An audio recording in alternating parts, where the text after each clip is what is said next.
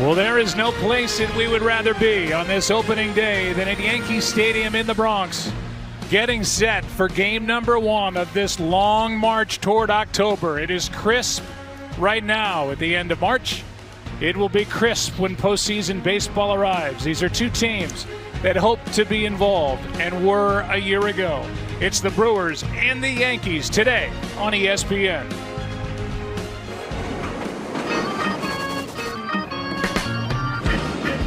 It's known as the national pastime, the kids' game that became a stage for heroes in the show.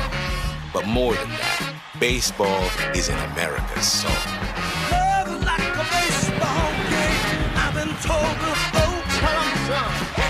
Football, knock it out of the park. That ball's hammered to left field, and the bat's flipped. It's out of here. He knew it as soon as he hit it. He got both cheeks into that. When you swing, for the fence. Swing and a drop. It is far. It's gone. The turn got him. What a double play. All your cares, all your woes, let them go and get down with the game that's all about going long and coming home. They're going to wave him. It's safe. It's over. What a story. The greatest day in baseball history. Welcome, one and all. This is opening day. Now hit it.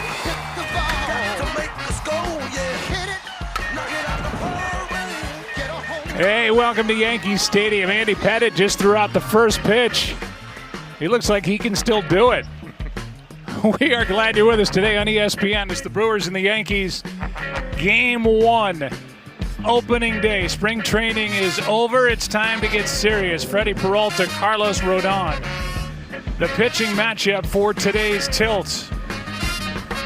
Aaron Judge loosening up and getting set. Breezy day here in New York, and now crammed up into this booth meant for 2, but it's 3. It's Joe Buck along with you and Joe Girardi and Bill Schroeder. Both sides are represented.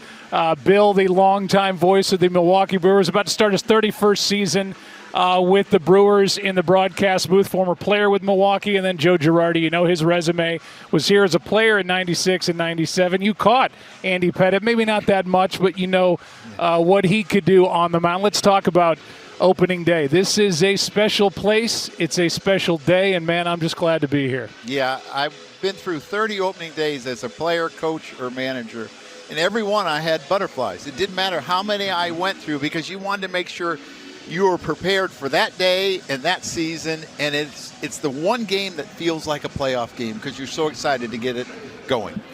And everybody has a chance on opening day, right? Everybody is on an even keel. I grew up in New Jersey, went to Yankee Stadium a ton. I played in the old Yankee Stadium, the renovated Yankee Stadium. Then I broadcasted in this one. I can't think of a better place to start the Brewers season on the road than Yankee Stadium. It's exciting. Yeah, let's talk about your Brewers. Obviously, for both sides, a lot changes from a year ago. For Milwaukee, they've got a big hole at short, at least with the offensive production. Willie Adames is now in San Francisco. They traded their closer, Devin Williams, here to New York, to the Yankees.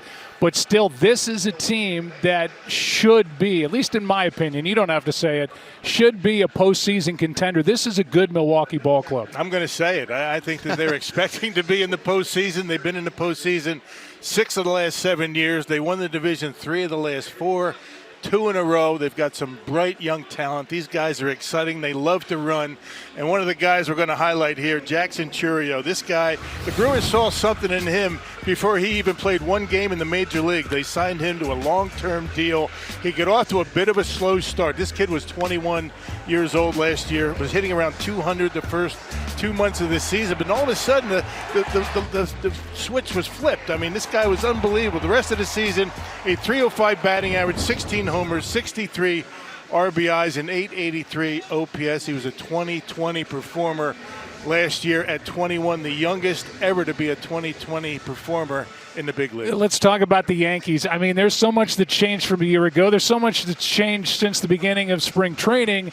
Obviously, Juan Soto is across town. He plays for the Mets.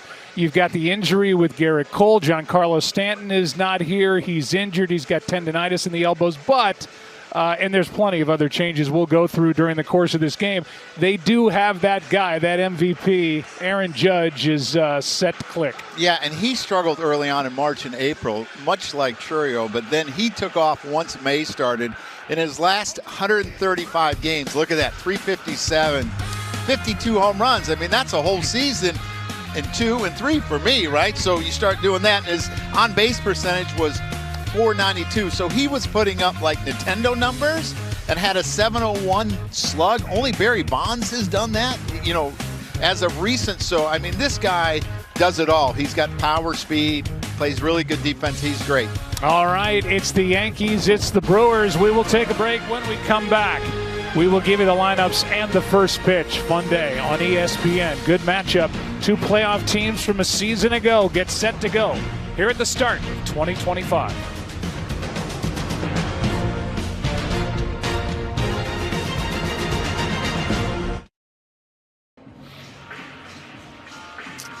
As we welcome you back to Yankee Stadium, we at ESPN are going to start this game the best way that we can by paying tribute to the wonderful Bob Uecker. In some ways, the patriarch of the Brewers family and organization, the beloved Milwaukee-born voice of the team, passed away in January at the age of 90.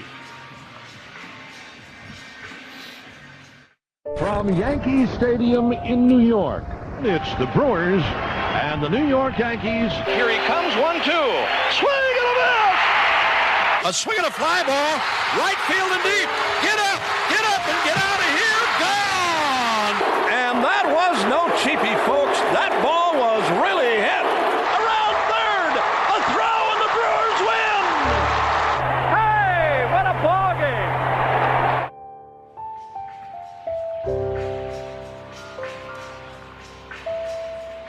He will be missed. There is no doubt about it. And somebody, Bill, that you got to spend a lot of time with over your years with the Brewers. 40-plus years I knew Uke, and no one loved the game.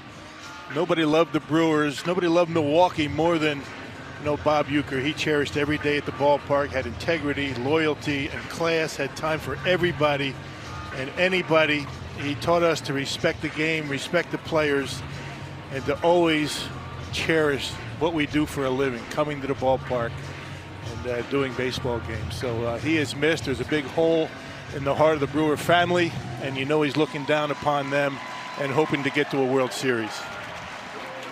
Well, the Yankees take the field, and we will keep Uke in our thoughts today. And I know that they are going to honor Bob all season long with the Brewers, have his autograph out in center field in the grass, wear a patch on their uniform, and pay tribute to a great, great man. Pat Murphy is the reigning manager of the year, and Aaron Judge, who can cast a long shadow out in right field, is getting set to go. Bill, why don't you take us through the Brewers starting lineup, and we highlight Christian Yelich, who was an all-star a year ago before he had to have back surgery. Yeah, not a lot of changes from a year ago. A lot of young players that they're expected to pick up where they left off a year ago. Got Vinny Capra in the starting lineup today because of the left-hander. But Christian Yelich, the 2018 MVP, he was on his way in 19 and broke his kneecap at the end of the season, cost him the MVP. But he was really swinging the bat well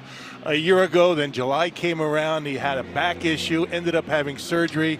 But still, the young players for the Brewers were able to step it up, and the Brewers won the division by 10 games. He had a really good spring. He's feeling good. That back is at 100%.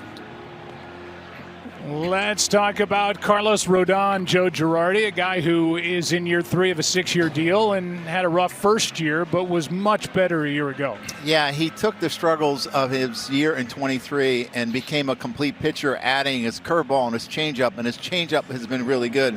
His signature pitch is still that slider where he gets a ton of strikeouts on, but he's learned to mix pitches better because hitters are starting to hit four-seamers up in the zone. So he can't just throw that anymore. Here is Jackson Churio, who shakes the hand of catcher Austin Wells, Our home plate umpire for today's game, Marvin Hudson, and away we go. Jackson, who just turned 21 years old in March and had that 2020 season at the age of 20. How will he start his 2025 season?